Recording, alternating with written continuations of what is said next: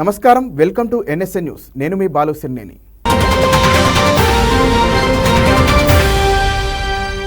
మంత్రులు, ఎమ్మెల్యేలు, వారి కుటుంబ సభ్యులు వివాదాలకు కేంద్ర బిందువులుగా మారుతుండడంపై ముఖ్యమంత్రి చంద్రబాబు ఆగ్రహం వ్యక్తం చేశారు. అలాంటివి సహించేది లేదని హెచ్చరించారు. ఎంతో కష్టపడి ఒక్కో ఇటుక పేర్చుకుంటూ తెచ్చుకున్న పేరును కొందరు బుల్డోజర్లు, ప్రొక్లేన్లతో కూల్చేస్తున్నారని ఆయన అసహనం వ్యక్తం చేశారు. ఆంధ్రప్రదేశ్ సచివాలయంలో నిర్వహించిన మంత్రివర్గ సమావేశంలో సీఎం చంద్రబాబు పాల్గొని మాట్లాడారు. కుటుంబ సభ్యుల ప్రవర్తన మితిమీరకుండా చూసుకోవాల్సిన బాధ్యత మంత్రులు, ఎమ్మెల్యేలదేనని స్పష్టం చేశారు. మంత్రులు జాగ్రత్తగా ఉండాలని, వారి జిల్లాలోని ఎమ్మెల్యేలను వారే గైడ్ చేయాలని సూచించారు.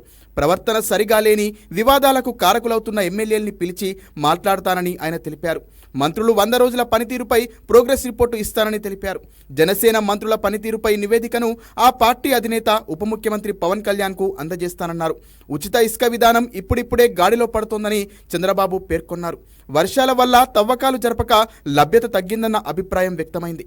తవ్వకం, రవాణా ఖర్చులను నియంత్రించి 2019 నాటి ధరలకే ప్రజలకు ఇసుక లభించేలా చర్యలు తీసుకుంటామని సీఎం తెలిపారు.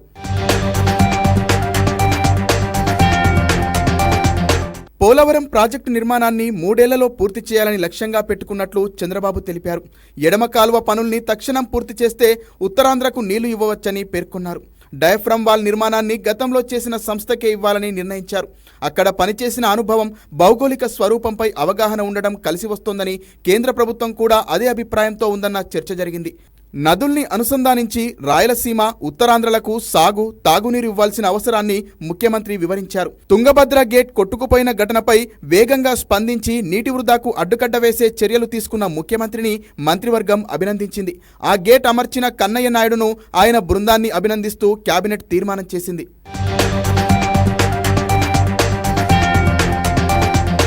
రాబోయే కార్తీక మాసం నాటికి వేములవాడ రాజరాజేశ్వర స్వామి ఆలయంలో నిత్యాన్నదాన సత్రం ప్రారంభిస్తామని బీసీ సంక్షేమ, రవాణా శాఖ మంత్రి పొన్నం ప్రభాకర్ తెలిపారు.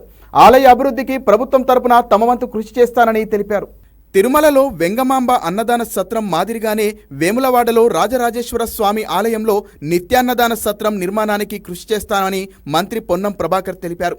శ్రావణమాసం సందర్భంగా కుటుంబ సభ్యులతో కలిసి వేములవాడ రాజేశ్వర స్వామి ఆలయానికి వచ్చిన మంత్రికి ప్రభుత్వ వైప్ ఆది శ్రీనివాస్తో పాటు జిల్లా కలెక్టర్, ఎస్పీ, ఆలయ ఈవోలు స్వాగతం పలికారు. అనంతరం స్వామివారికి పొన్నం ప్రభాకర్ ప్రత్యేక పూజలు నిర్వహించి మొక్కులు చెల్లించుకున్నారు. అనంతరం మీడియాతో మాట్లాడిన మంత్రి, రాజరాజేశ్వర స్వామి భక్తుడిగా శ్రావణమాసం సందర్భంగా వేములవాడ రాజన్నను దర్శనం చేసుకున్నట్లు చెప్పారు. ఆలయం మరింత అభివృద్ధి జరగాల్సిన అవసరం ఉందన్నారు. తెలంగాణ ప్రభుత్వ పక్షాన దేవాలయానికి వచ్చే భక్తుల సౌకర్యానికి అనుగుణంగా శాస్త్రోక్తంగా వేద పండితులు, శృంగేరి పీఠాధిపతి సలహా సూచనల మేరకు ఆలయ విస్తరణ చేస్తామని తెలిపారు. తిరుమలలో ఉన్న నిత్యాన్నదాన కార్యక్రమం మాదిరిగానే వేములవాడలో కూడా నిత్యాన్నదాన సత్రం ఏర్పాటు చేసేందుకు శివుని ఆశీర్వాదం కోరుతున్నామని అన్నారు. నిత్యాన్నదాన సత్రం ఏర్పాటుకు సంబంధించి భక్తులు, దాతల సహకారం కూడా అవసరమని తెలిపారు. తిరుమలలో అన్నదాన సత్రం ప్రారంభించిన దివంగత ఎన్టీఆర్ను ప్రజలు ఇప్పటికీ జ్ఞాపకం ఉంచుకుంటున్నట్లు వెల్లడించారు. అన్నదాన సత్రంలో సేవ చేయడానికి స్వచ్ఛంద సంస్థలు, భక్తులు పేర్లు నమోదు చేసుకోవాలని సూచించారు. నిత్యాన్నదాన సత్రం భవన నిర్మాణాన్ని ప్రభుత్వం తరపున నిర్మిస్తామని తెలిపారు. ప్రభుత్వం ఏర్పడిన కొత్తలో గోశాలలో కోడెలు ఇబ్బందులు కలగడంతో ముఖ్యమంత్రి సూచనలతో అధికారులతో మాట్లాడి తగిన చర్యలు తీసుకున్నట్లు చెప్పారు.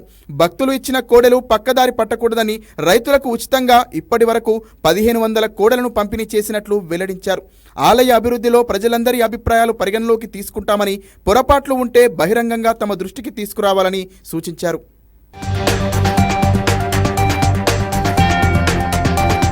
తెలంగాణ రాష్ట్ర ప్రయోజనాలను పరిరక్షించేలా ఆర్ఆర్ఆర్ దక్షిణ భాగం అలైన్మెంట్ ఉండాలని ముఖ్యమంత్రి రేవంత్ రెడ్డి ఆదేశించారు. రహదారులు, ఇతర అభివృద్ధి పనులకు భూసేకరణ చేసేటప్పుడు అధికారులు మానవీయ కోణంతో ఆలోచించాలని నొక్కి చెప్పారు.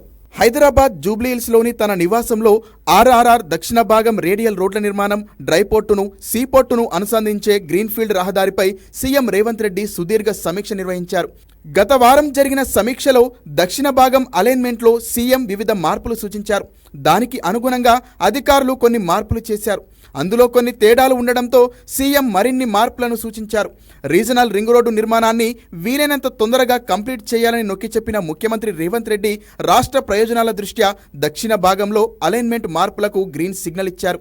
ఫ్యూచర్ సిటీలో అనేక రంగాలకు చెందిన పరిశ్రమలు వస్తున్నందున ఉత్పత్తులను ఎగుమతి చేయడానికి వీలుగా ఆంధ్రప్రదేశ్లోని బందరు, కాకినాడ పోర్టుల్ని వినియోగించుకోవాలని, దానికి అనుగుణంగానే తెలంగాణలో డ్రై పోర్టును ఎక్కడ నెలకొల్పాలనేది ఫైనల్ చేయాలని సంబంధిత అధికారులకు సీఎం సూచించారు. ఏపీ ప్రభుత్వంతో చర్చించిన తర్వాత ఈ 2 పోర్టుల్లో దేన్ని వినియోగించుకోవడానికి సమ్మతి తెలియజేస్తుందో పరిశీలించి దానికి అనుగుణంగా రాష్ట్రంలో డ్రై పోర్టు నిర్మాణంపై నిర్ణయం తీసుకోవాలన్నారు.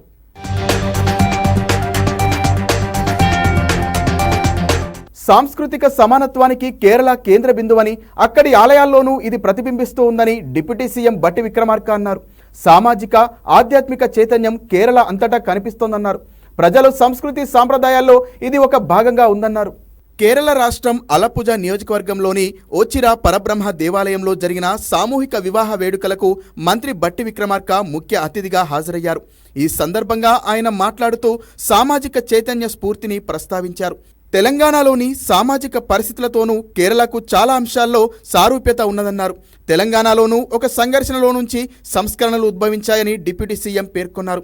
తెలంగాణకు స్ఫూర్తిదాయక పోరాట చరిత్ర ఉందని, సాయుధ రైతాంగ పోరాటాల నుంచి సామాజిక సంస్కరణల దాకా అడుగడుగునా ఆ చైతన్యం కనిపిస్తుందన్నారు. అదే రాష్ట్ర ఏర్పాటుకు జరిగిన ఉద్యమంలోనూ రిఫ్లెక్ట్ అయిందన్నారు. భూస్వామ్య పెత్తందారీ సంఖ్యల నుంచి సమాజాన్ని మేల్కొల్పి సామాజిక సమానత్వం దిశగా నడపడానికి తెలంగాణలో జరిగిన కొన్ని ఉద్యమాల గురించి ఆ సందర్భంగా వివరించారు. ఆలయంలో 400 జంటలకు సామూహిక వివాహాలు జరగడం ఒక వ్యక్తిగత వేడుక కాదని, సామాజిక ప్రాధాన్యతతో కూడిన కార్యక్రమమని అన్నారు.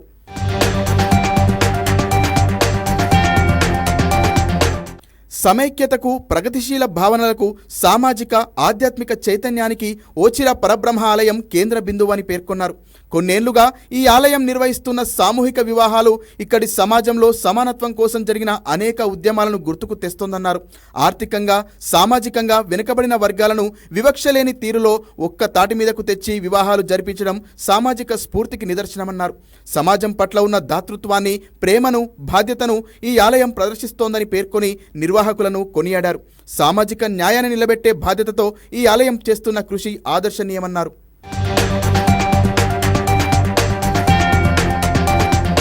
మన కన్నతల్లులను తలపించేలా, మన రాష్ట్ర సంస్కృతిని ప్రతిబింబించేలా తెలంగాణ తల్లి విగ్రహం ఉండాలనేది తమ అభిమతమని ముఖ్యమంత్రి రేవంత్ రెడ్డి స్పష్టం చేశారు. దొరల గడీల ఆనవాళ్లు విగ్రహంలో ఉండకూడదనే ఉద్దేశంతోనే ప్రజల అభిమతానికి తగినట్లు విగ్రహం రూపొందించే బాధ్యతను Jawaharlal Nehru architecture and fine arts కళాశాల ప్రిన్సిపాల్కు అప్పగించినట్లు తెలిపారు. రాష్ట్ర సచివాలయ ప్రాంగణంలో తెలంగాణ తల్లి విగ్రహ ఏర్పాటుకు భూమి పూజ చేశారు. ఈ కార్యక్రమంలో సీఎం రేవంత్ రెడ్డి, మంత్రులు పాల్గొన్నారు.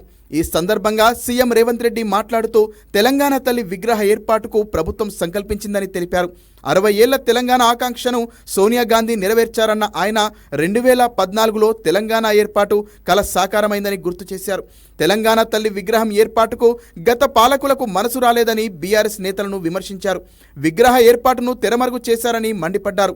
తామే తెలంగాణ అనే విధంగా గత పాలకులు వ్యవహరించారని అన్నారు.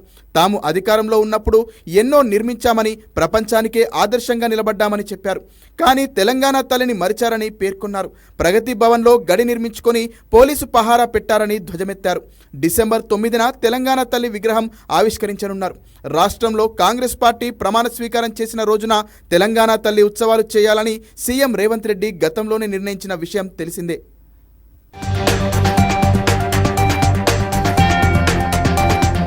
చెరువును ఆక్రమించారంటూ బీఆర్ఎస్ ఎమ్మెల్యే మర్రి రాజశేఖర్ రెడ్డికి చెందిన ఇంజనీరింగ్ కాలేజీకి రెవెన్యూ అధికారులు నోటీసులు ఇచ్చారు.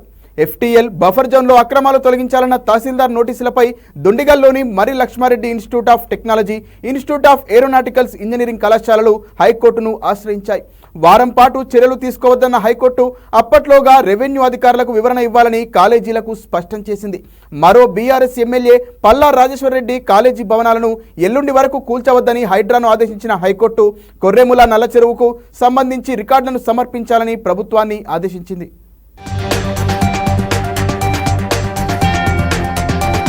కోల్కతా వైద్య విద్యార్థిని అత్యాచార ఘటనపై రాష్ట్రపతి ద్రౌపది ముర్ము తీవ్ర ఆవేదన వ్యక్తం చేశారు.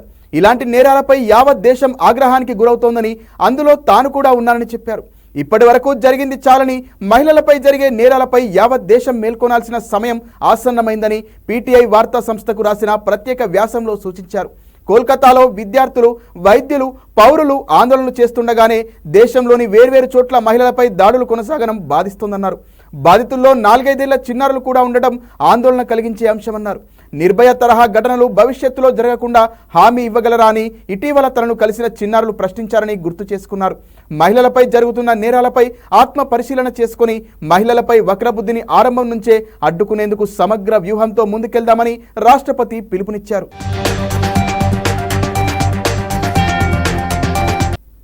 ఢిల్లీ మద్యం విధానంపై ఈడీ, సిబిఐ కేసుల్లో బెయిల్పై విడుదలైన బీఆర్ఎస్ ఎమ్మెల్సీ కవిత దాదాపు 5 నెలల తర్వాత హైదరాబాద్ వచ్చారు. ఢిల్లీ నుంచి శంషాబాద్ విమానాశ్రయం చేరుకున్న కవితకు బీఆర్ఎస్ శ్రేణులు ఘన స్వాగతం పలికాయి. శంషాబాద్ విమానాశ్రయంలో బీఆర్ఎస్ కార్యకర్తలు కవితపై పూలవర్షం కురిపించారు. విమానాశ్రయం నుంచి బంజారాహిల్స్లోని నివాసానికి వెళ్లిన ఆమె తన నివాసంలో దేవుడికి నమస్కారం చేసి భర్త అనిల్ పాదాలకు నమస్కరించారు. తర్వాత తల్లి ఆశీర్వాదం తీసుకున్నారు. అనంతరం తన సోదరుడు కేటీఆర్కు రాఖీ కట్టారు. ఇంట్లోకి వెళ్లే ముందు మీడియాతో మాట్లాడిన కవిత కడిగిన ముత్యంలా అపవాదుల నుంచి బయటపడతానని చెప్పారు.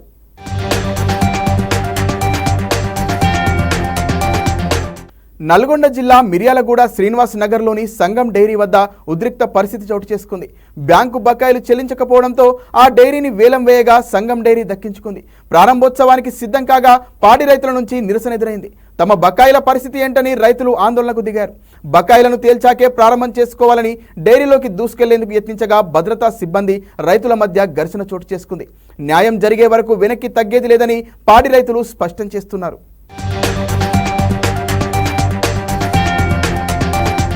అత్యాచారానికి పాల్పడే వారికి మరణశిక్ష విధించేలా ప్రస్తుతం ఉన్న చట్టాలకు సవరణ తీసుకొస్తామని పశ్చిమ బెంగాల్ ముఖ్యమంత్రి మమతా బెనర్జీ తెలిపారు. చట్ట సవరణ కోసం వచ్చే వారం ప్రత్యేకంగా అసెంబ్లీ సమావేశాలు నిర్వహిస్తామని చెప్పారు. శాసనసభలో ఆమోదం పొందిన సవరణ బిల్లుకు గవర్నర్ ఆమోదం తెలపకుండా జాప్యం చేసిన లేదా రాష్ట్రపతికి పంపించిన రాజ్భవన్ బయట ధర్నాకు కూర్చుంటారని మమతా వెల్లడించారు. అత్యాచార దోషులకు మరణశిక్ష పడే చట్టానికి కేంద్రం ఆమోదం తెలిపేలా ఒత్తిడి తీసుకొచ్చేందుకు క్షేత్రస్థాయి ఉద్యమాన్ని మొదలుపెట్టనున్నట్లు పేర్కొన్నారు. ఆర్జీకార్ వైద్య కళాశాలలో అత్యాచార ఘటనపై 20 రోజులుగా నిరసన చేస్తున్న జూనియర్ వైద్యులు వెంటనే విధుల్లో చేరాలని కోరారు. వైద్యుల బాధను అర్థం చేసుకోగలనన్న ఆమె ఆసుపత్రిలో రోగుల ఇబ్బందులు పడుతున్నారని వారిని దృష్టిలో పెట్టుకుని విధుల్లో చేరాలని విజ్ఞప్తి చేశారు. వైద్యుల నిరసనలపై మొదటి నుంచి తాను సానుభూతితోనే వ్యవహరించారని అన్నారు. అందుకే వారిపై ఇప్పటి వరకు ఎలాంటి చర్యలు తీసుకోలేదని చెప్పారు.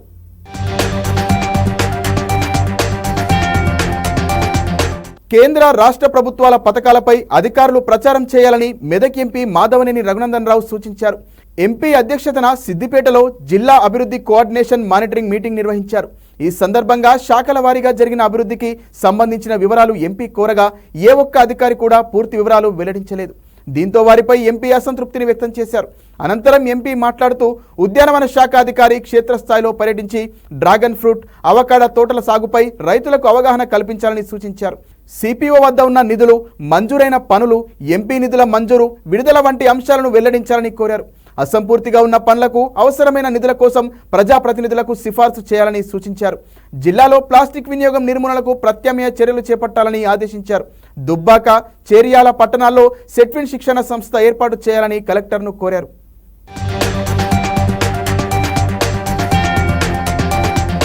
ఆదిలాబాద్లోని ప్రభుత్వ సైన్స్ డిగ్రీ కళాశాలలో ఈనాడు, ఈటీవీ ఆధ్వర్యంలో జరిగిన తెలుగు భాషా దినోత్సవం మాతృభాష మమకారాన్ని చాటి చెప్పింది.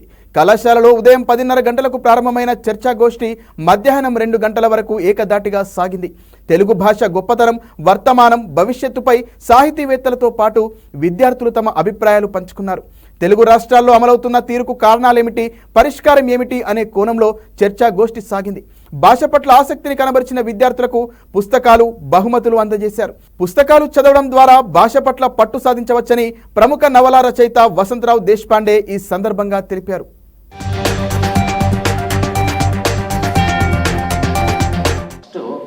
భాష మీద మమకారం ఉండాలి, దాన్ని ప్రేమించాలి, దాన్ని వాడాలి. భాషని నేర్చుకోవాలంటే దానికి సాధనం పుస్తకమే. ఆ పుస్తకాలు కొనాలి. ఇవన్నీ ఒక భాష పట్ల మనుషులకు ఉండే పారామీటర్స్. మీరు ఏం మాట్లాడుతుండ్రు, మీరు ఏం కొంటుండ్రు, ఏం రాస్తుండ్రు, మీ దగ్గర పత్రికల సర్క్యులేషన్ ఎట్లా ఉంది, మీకు ఎన్ని పత్రికలు ఉన్నాయి, వీటన్నింటినీ ఈ ఎలిమెంట్స్ని బట్టి మీకు భాష మీద ఎంత అభిమానం ఉందో చెప్తారు. కాబట్టి మొదట మీ మాతృభాషని మాట్లాడడానికి సిగ్గుపడకండి. మీరు చక్కగా తెలుగులో మాట్లాడండి. మంచి పుస్తకం చదవడం ఒకసారి అలవాటైతే సినిమా కూడా నిన్ను ఆకట్టుకోలేదు. పుస్తకం అంత అద్భుతంగా ఆకట్టు. ఈనాడు పేపర్ ఎక్కువగా చదివేదాన్ని. తెలుగు భాషని మర్చిపోతున్నటువంటి సమయంలో మన తెలుగు భాషలో అంటే ఆ పదాలకి తెలుగులో అర్థాలేంటి అని చెప్పేసి చిన్న కాలం వచ్చేదమ్మా. అంటే కంప్యూటర్ని ఏమంటారు, తర్వాత మొబైల్ని ఏమంటారు, ఇవన్నీ కూడా నేను వాళ్ళ దగ్గర నుంచి అంటే వాళ్ళ పేపర్ చదివే నేను నేర్చుకున్నాను. తెలుగు భాష మాట్లాడేటప్పుడు ఒక చిన్న అధ్యయనం జరిగిందంటమ్మా.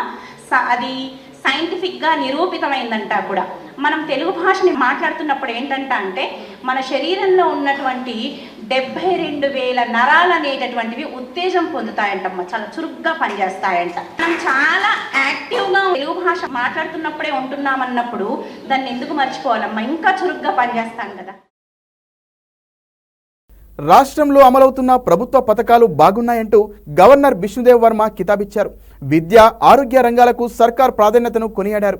ఉమ్మడి వరంగల్ జిల్లా పర్యటనలో భాగంగా పలు ఆలయాలను సందర్శించిన గవర్నర్ లక్నవరం సరస్సులో బోటులో విహరించి అందాలను తిలకించారు.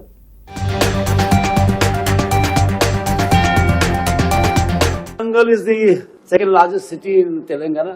As we develop these days, development is not only the catchword. The catchword is SDG. Isn't it? Sustainable Development Goals. We have to achieve that. Other development will not last. And a very broad parameter, if I talk about SDG, it is, how do we treat our waste? What do we do with so much waste generated? How do we, save our water resources? So they are doing the groundwater recharging. They are doing waste management. These are very encouraging things. Now talking of organic farming because, over-dependence on chemical fertilizers will in due course of time make the land. So we have to move in that direction also. Cable ఇండస్ట్రీకి ప్రభుత్వం ఎల్లప్పుడూ అండగా ఉంటుందని శాసనసభ speaker గడ్డం ప్రసాద్ కుమార్ అన్నారు. హైదరాబాద్ మాదాపూర్ హైటెక్స్ లో 12వ cable ఎక్స్పోను speaker ప్రారంభించారు. 3 రోజుల పాటు జరగనున్న ఈ ప్రదర్శనలో సుమారు 200 స్టాల్స్ ఏర్పాటు చేశారు. 30,000 మంది ఇందులో పాల్గొనే అవకాశం ఉందని నిర్వాహకులు చెబుతున్నారు. Internet service, optical fibre cable వంటి కొత్త ఉత్పత్తుల ప్రదర్శనలో ఉంచారు. 2 తెలుగు రాష్ట్రాలకు చెందిన వేలాది మంది ఎంఎస్ఓలు, కేబుల్, ఇంటర్నెట్ సర్వీస్ ప్రొవైడర్లు, టెక్నీషియన్లు, ఇంజనీరింగ్ నిపుణులు ఇందులో పాల్గొంటున్నారు. విదేశీ సంస్థలు కూడా ఇక్కడి ప్రదర్శనలో తమ ఉత్పత్తులను పరిచయం చేయనున్నాయి.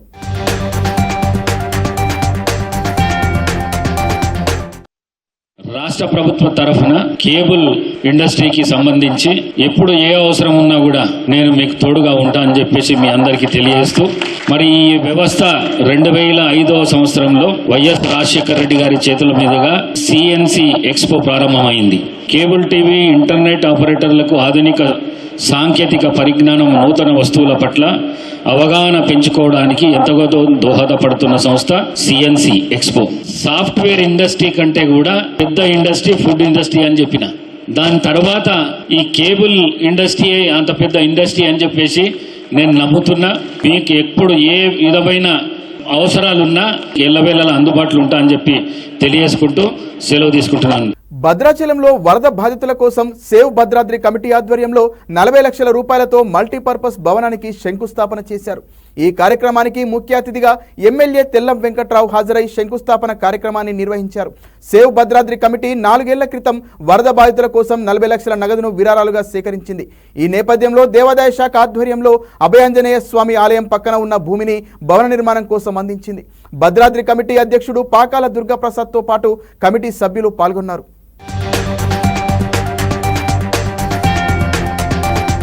భద్రాచలంలో ఏదైనా విపత్తు జరిగితే ఒక షెల్టర్ కావాలనే ఉద్దేశంతో, దాంతోపాటు భక్తులు కూడా ఎక్కడి నుంచో చాలా వరకు భక్తులు వస్తారు. భక్తులు కూడా మనం ఒక సౌకర్యాన్ని కల్పించాలి. ఒక బస్సులో వచ్చి అదే రోజు వెళ్ళిపోయే వాళ్ళు చాలా మంది ఉంటారు. వాళ్ళు రావాలి, స్నానాలు చేయాలి, అలానే వాష్రూములు కానీ బాత్రూములు కానీ అన్నీ ఉండాలి. చిన్న కళ్యాణ మండపంలో చిన్న ఏదైనా అకేషన్ జరుగుతూ కూడా, ఏదైనా చిన్న టౌన్లో ఏదైనా చిన్న అకేషన్ జరుగుతూ కూడా అకేషన్ కూడా ఉపయోగపడాలనే ఉద్దేశంతో ఈరోజు సేవ భద్రాద్రి ద్వారా వాళ్ళ టీం ఏదైతే కృషి చేశారో ఆ కృషి ఫలితం ఈరోజు ఫలించింది. ఈ యొక్క కమ్యూనిటీ హాల్ భద్రాచలంలో ఒక తలమానికంగా ఉండేలా తీర్చిదిద్దడానికి ప్రయత్నం చేస్తున్నాం. మీ అందరి ఆశీస్సులు, అండదండలు ఎమ్మెల్యే గారు చెప్పినట్టు మాకు ఉండాలని. ఇది ఎవరిదో కాదు, ఇది భద్రాచలానికి సంబంధించిన ఆస్తిగా ఇది ఉంటుంది కనుక మనందరం మన ఇంట్లో కార్యక్రమంగా ఈ రోజు ఎలా చేసామో భవిష్యత్తులో ఇది పూర్తవడానికి కూడా అలాగే చేయాలని సందర్భంగా నేను మనవి చేసుకుంటూ సెలవు తీసుకుంటున్నాను. Thank you very much. YCP ప్రభుత్వ హయాంలో కాంట్రాక్టర్లు గుర్తింపు పొందిన బ్యాంకుల నుంచి కాకుండా ఊరు పేరు లేని విదేశీ బ్యాంకుల పేరిట గ్యారంటీలు సమర్పించి రాష్ట్ర ప్రభుత్వాన్ని మోసం చేశారని ఆనం వెంకటరమణారెడ్డి ఆరోపించారు. నిబంధనల ప్రకారం కేంద్ర ప్రభుత్వం విడుదల చేసిన బ్యాంకులకు చెందిన గ్యారంటీలు ఇవ్వాల్సి ఉన్న సెయింట్ లూయిస్ దేశానికి చెందిన యూరో ఎగ్జిమ్ బ్యాంక్ గ్యారంటీలను తీసుకున్నారని విమర్శించారు. 1000 కోట్ల టర్నోవర్ ఉండే బ్యాంకు నుంచి దాదాపు 2500 కోట్ల విలువైన గ్యారంటీలు ఎలా తీసుకుంటారని ప్రశ్నించారు. 31 బ్యాంక్ గ్యారంటీలు షిరిడి సాయి, మేఘా కృష్ణారెడ్డిలు సమర్పించారన్నారు. దీనిపై విచారణ జరపాలని ఆయన డిమాండ్ చేశారు.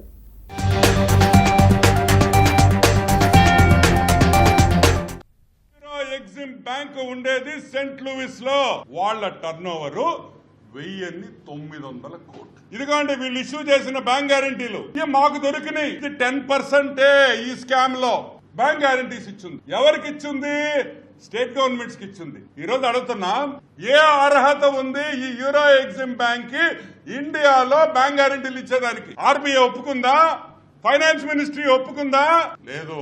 ఈ యూరో ఎగ్జిమ్ బ్యాంకు ఒక పెద్ద స్కాము.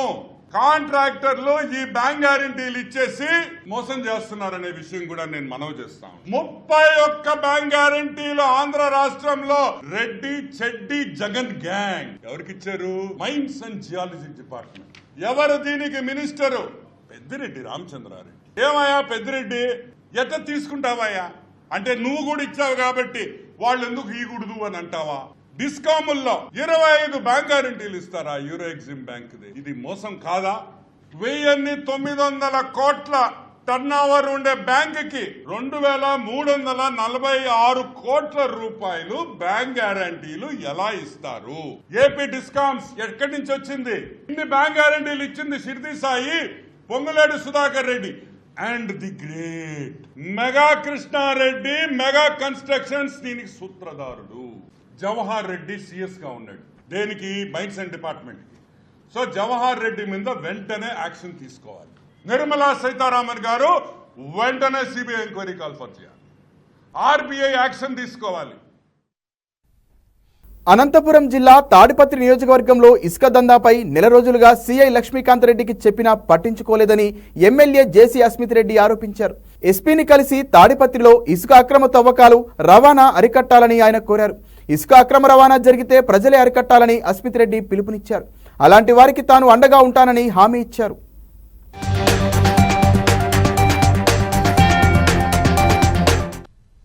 ఒక నెల రోజు నుంచి లెటర్లు రాస్తా వస్తున్నాం, అరికట్టండి అరికట్టండి అని చెప్పి, కానీ ఎవరు స్పందించట్లేదు. సో నాకు తెలియకుండా కూడా నా దగ్గర ఉన్న పిల్లోళ్ళే స్వతహాగా వాళ్ళందుకు వాళ్ళే పోయి లారీలు గిరీలు పట్టుకొని వచ్చి రండి సార్ కేసులు బుక్ చేయండి అని చెప్తే కూడా ఈ లక్ష్మీకాంత్ రెడ్డి ఒకటే అంటాడు, రాజీ కమ్మంటాడు. నువ్వు రాజీ అవుతావా లేకపోతే రోజు నిన్ను జైల్లో పెట్టి నేను రోజు పిలిపించాలని స్టేషన్కి అని అడుగుతాడు. మరి అట్లాంటప్పుడు నేను పోయేది అక్కడ స్టేషన్ దగ్గరికి ధర్మమా కాదా మీరే చెప్పండి. నేను అడిగినది ఒకటే, ఆయన వచ్చి కేసు పెట్టమని అని చెప్పి, మళ్ళీ రాకపోతే ఫోన్లో ఏమో నాతో ఎట్లంటే ఎట్లా మాట్లాడినాడు. దా చూసుకుందాం ఏంది నువ్వెవరు నాకు చెప్పేది. నేను ఒకటే అడిగా, అన్న రాజీ ఎందుకు పడుతున్నారు? పడద్దండి, మీరు కేసు పెట్టండి. ఎవరైతే అటాక్ చేశారో మా పిల్లల్ని రాళ్లతో కొట్టారో ఆ లారీలు ఆపినందుకు వాళ్ళ పైన కేసు పెట్టండి అని అడిగాను. నేను ఏమంటాడు దానికి? నువ్వెవరు నాకు చెప్పేది? డిఎస్పీతో చెప్పించు, డిఎస్పీ వస్తాడు, డిఎస్పీతో మాట్లాడుకో. నువ్వెందుకే నాకు ఉండేది మళ్ళీ సిఐగా, అన్ని డిఎస్పీతో మాట్లాడుకుంటా. మరిన్ని వార్తలతో మళ్ళీ కలుద్దాం. నమస్కారం.